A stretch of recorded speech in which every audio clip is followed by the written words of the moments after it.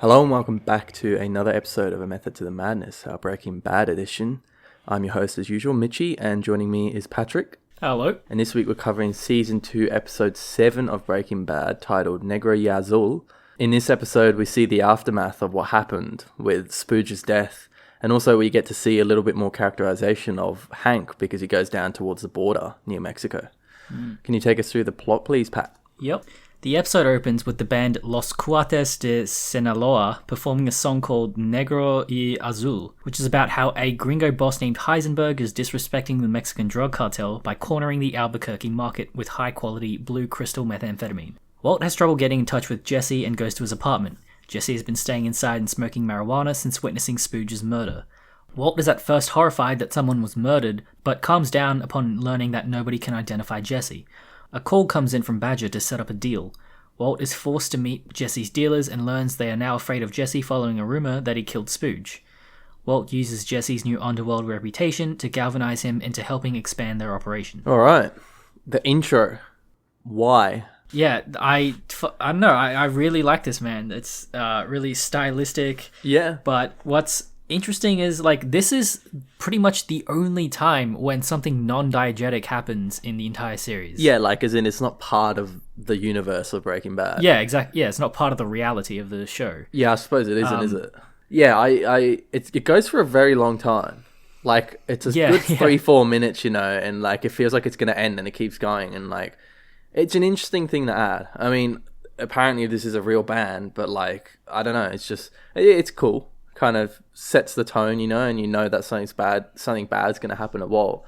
But yeah, I don't know. It's kind of a weird thing to me. It stands out. It slaps though. Yeah, it's a pretty cool song.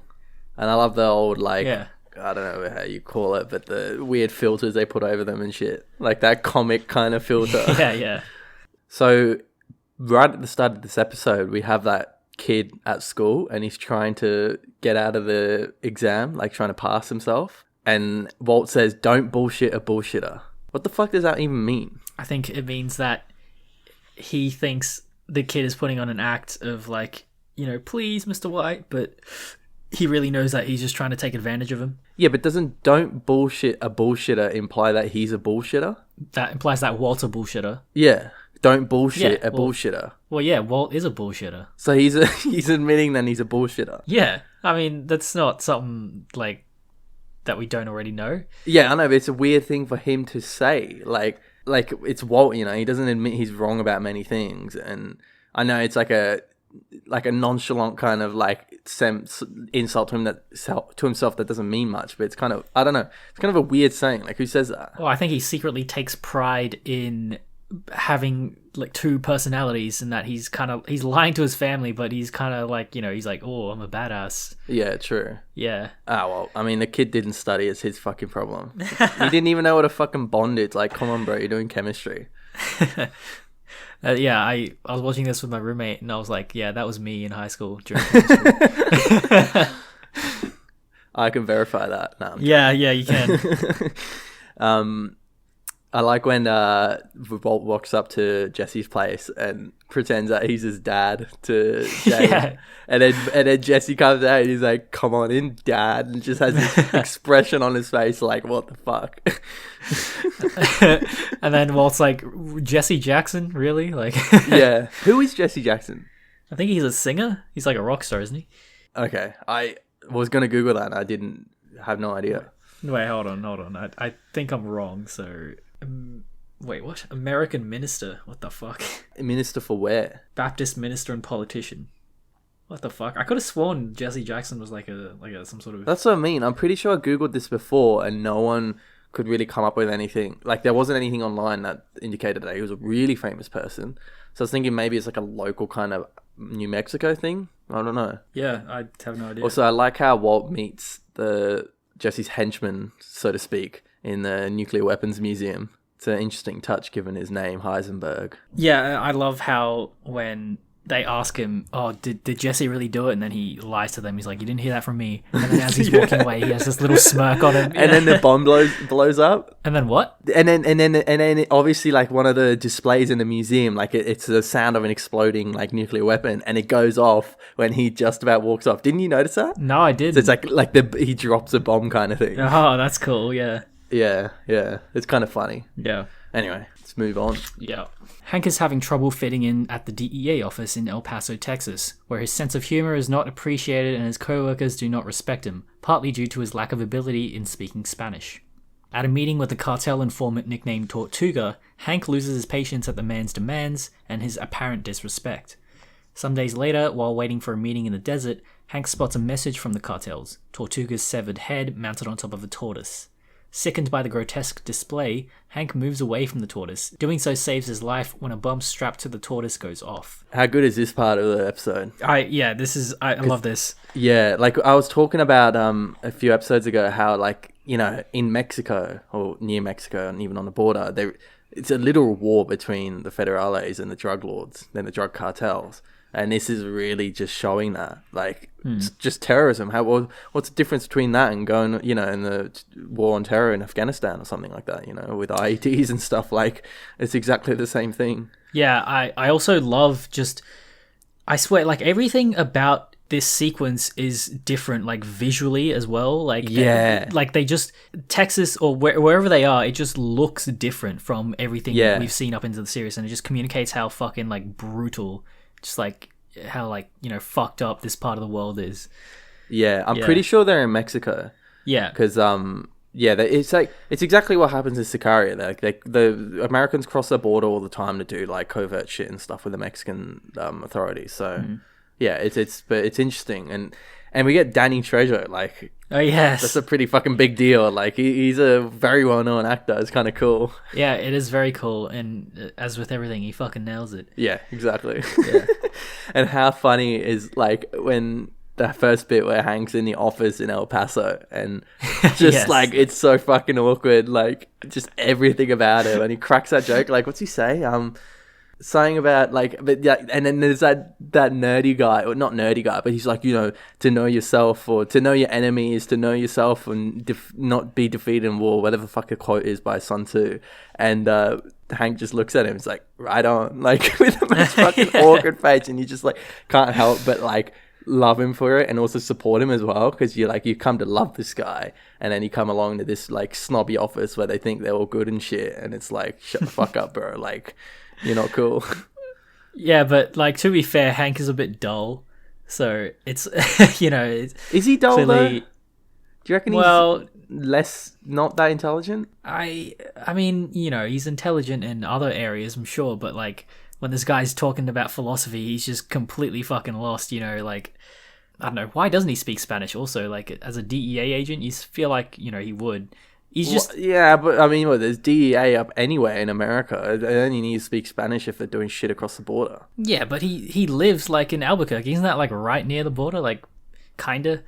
It's pretty near Mexico, I'm pretty sure. Yeah, but you can't expect someone to speak Spanish just because they live near a border. It's like saying like a German should speak French because they live near the French border. But he's a DEA agent. He deals with this kind of shit. Yeah, anyway. But like but I kind of see his point, because this guy has a bust of fucking that guy on his desk who's obviously like basically their arch nemesis, right? Like the guy they need to catch, like the equivalent of fucking Pablo Escobar, but like the Mexican version, right? Like this guy's like the guy you want to fucking catch.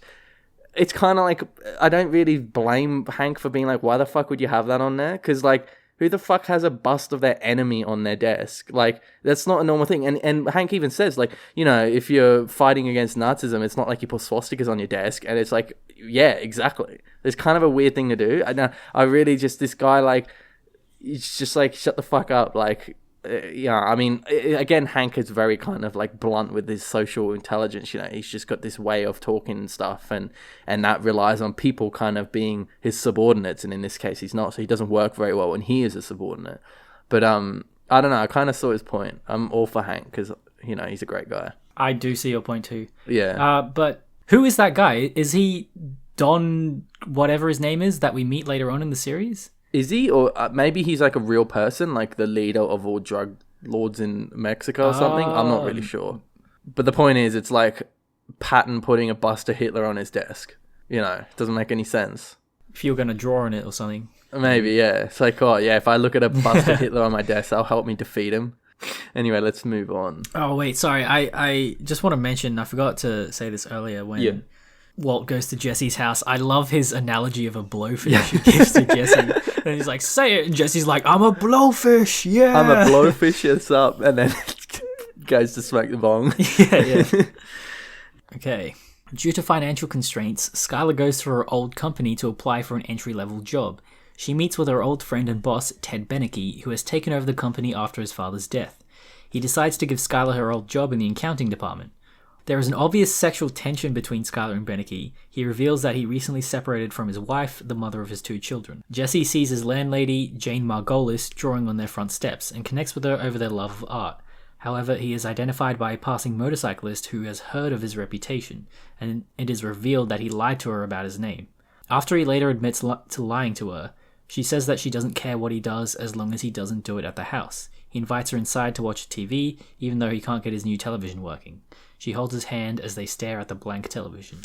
End of episode. Yeah, there is a bit of sexual tension between Skylar and Ted, isn't there? Which that's manifests itself later on. Yeah, it does.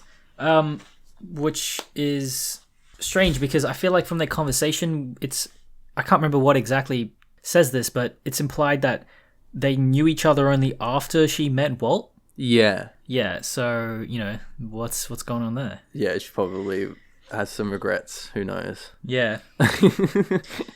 And then she uses that to get a job, though. So, yeah. I mean, not much to say about Skylar in this episode, but she's got a new job. Good on her. Got to make more money, you know? Well, yeah. Actually, I was thinking this comes into play later on, but it's really fitting that Skylar's profession is in accounting. You know, something very useful when you're a criminal. Yeah. Yeah, like... I mean, it does become useful later on, right? When she's well, that's what I mean. Like, yeah. Yeah, so, you know, like, to both of our points about how just constantly the show just uses everything it's already got, just everything's connected. This is a great choice by Vince Gilligan. Yeah, exactly. Yeah. This is like weird. I don't know what this means, but when Jesse asks her if she wants to come inside, there's like some church bells that toll. Yeah. Yeah, and then he kind of looks off at the distance, and I don't know, was that just like an accident when they were filming or something, and they just kept it in? Well, the fact that they kept it in is still deliberate because they could have edited it out, presumably. Yeah. You know, like, I mean, church bells, what does that mean? It usually means like things like marriage and the formation of a relationship, perhaps. You know, it's all related to that. So I guess it kind of makes sense that happens, and maybe that's foreshadowing that, because up to that point, you're like, how the fuck? Like, I mean, he's kind of a loser from what I can see, but she wouldn't expect what happens at the very end to happen, but it does anyway. So I guess maybe it's foreshadowing that. Oh yeah, I thought it was a very clever way though to show that they're get in a relationship or getting to like each other by them holding hands. That's a very good point. Yeah, I like that. Yeah. Also, another thing I forgot to mention. A lot of aquatic animal analogies in this episode. So we got the blowfish and then Tortuga, and he gives that speech about how he's a tortoise. Well, he says turtle, which is a bit I'm confused about. So what does fuck... Okay, let's double check what Tortuga means.